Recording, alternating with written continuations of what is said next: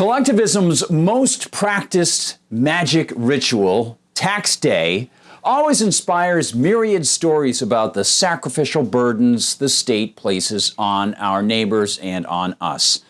And it often gets a lot of folks commenting that if politicians and their supporters think that their plans are so great, then why don't they try them on the free market and prove it, rather than extracting our wealth to do these things?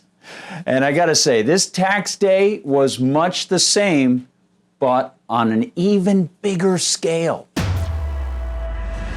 Hi everyone, I'm Gardner Goldsmith for MRC-TV. You know, a new American Action Forum report, the AAF, that came out from Dan Bosch, the AAF's Director of Regulatory Policy, explains that this year, Americans will sacrifice 6.5 billion hours of their time and a record amount of money tied to that to comply with the demigod of the IRS. Quote, costs grew dramatically from 2021 to 2022, topping $200 billion for the first time. The $18.4 billion increase is the biggest year-over-year change since 2018, when costs exceeded 2017 levels by $24.3 billion, end quote. And that, of course, is just what is on record with official offices to which people turn in order to comply. For background, here's some more. Quote, the American Action Forum, AAF, tracks the cost of complying with Internal Revenue Service IRS paperwork. Updated quarterly, the tracker uses data on information collection reviews, ICRs, from the reginfo.gov website for the Office of Information and Regulatory Affairs, OIRA. End quote. And Bosch notes that the salamander-like IRS paperwork, which politicians and IRS bureaucrats constantly seem to change, edit, reconfigure, and expand, well, it became even more Byzantine over the last year. Quote, the largest increase came from a major change in the Qualified Business Income Deduction, QBID, estimate. In 2021, the IRS estimated just 10,000 responses and 30,000 hours. That estimate applied only to the simplified QBID, however. Over the past year, the agency added a longer version for more complicated deductions, including 4 schedules or forms that must be prepared to calculate certain types of income or deductions. Total estimated responses and hours skyrocketed as a result to 41.4 million and 336 million, respectively, at a total cost of $12.2 billion.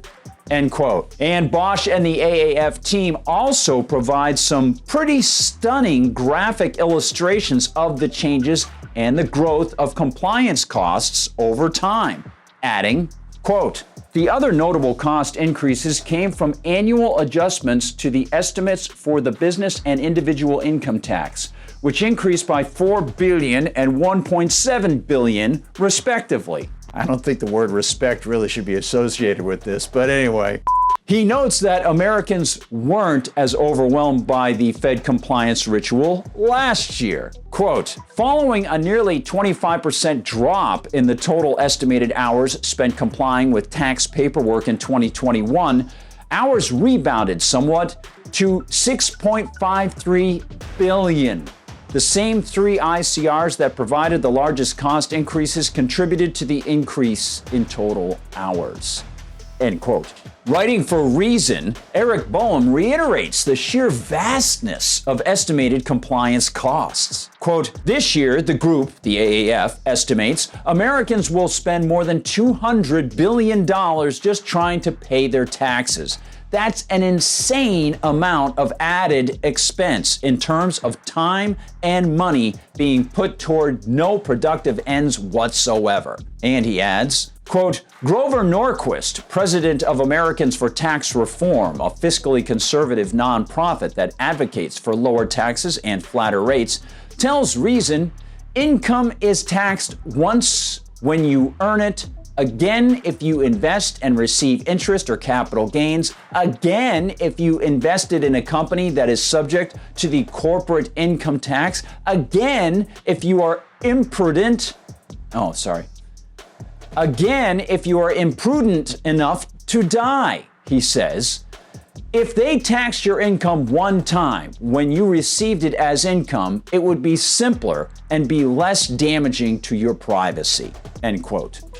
But the entire paradigm of taxation is an invasion of privacy. And once that moral Pandora's box is opened by the acquisitive agents of the state, once they assume that power, all bets are off. The taxpayer already has been made a subject, and the power wielder has set the precedent to do whatever he or she desires. All, of course, under the twisted guise of helping you by threatening you and issuing you commands to pay and hand over your private financial information in any form they demand. And of course, politicians ceaselessly manipulate the tax code to train Americans as if they're animals responding to B.F. Skinner-like taxation bells. The government thugs create tax breaks and allowances and credits that sometimes are real credits and sometimes, as with the Earned Income Tax Credit, are forms of wealth redistribution. Sometimes the political partiality and bias leans towards green energy choices, and other times it leans towards having children. And hey, who wouldn't want to get some cash back from the mafia for some personal choice in his or her life? The problem is not the response of the victim, though one would hope that the victims realize the politicians are attempting manipulation of all kinds. The problem is the fact that politicians and those who support them believe that they have a right to the fruits of other people's labor. And this year, Joe Biden will see a record high take of that. As CNS News editor-in-chief Terrence P. Jeffrey wrote just last week, quote, the federal government collected a record $2,121,987,000,000 in total taxes through the first 6 months of fiscal 2022, October through March, according to the monthly Treasury statement.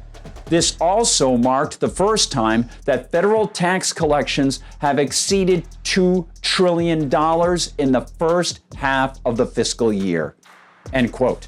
This is economically disastrous, happening even as the government borrows and spends trillions in out-of-thin-air Federal Reserve notes, euphemistically called dollars, increasing our costs through inflation while their lockdowns and restrictions, especially on the trucking and shipping industries, crush the free market. Unbelievable. You know, taking a holistic view about this, about compliance time and costs and demands that they make on us, really gives us a clear vision of government thievery. They steal the time of our lives. They steal our energy and attention and all of what we earn, and we're trying to do it to improve our lives. And yet they have the gall to tell us that it's for our own good that they take away all of these opportunities. Why don't they let us decide? Let us direct our attention and our man-hours to our own lives and loves. Let us be free in this supposed land of the free. Something to think about. Thank you so much for joining us, everybody. We'll see you in the comments section on YouTube, but I want to remind everybody, please take the opportunity to go to Rumble and sign up over there. We've seen a great increase in the number of subscribers at Rumble, and again, they don't censor us at Rumble. You can share, you can comment, just like you do at YouTube. It's a terrific place to see our videos. We'll also see you at MRCTV.org. Please visit the MRC Store when you get an opportunity to help the Media Research Center. And we'll see you on TikTok, we'll see you on Instagram, and we'll see you on Twitter as well. I am at Gard Goldsmith on Twitter and at Gardner Goldsmith on Gab. And we'll see you, yes, we'll see you on Facebook. I'll comment over there as soon as possible. For MRC TV, I'm Gardner Goldsmith.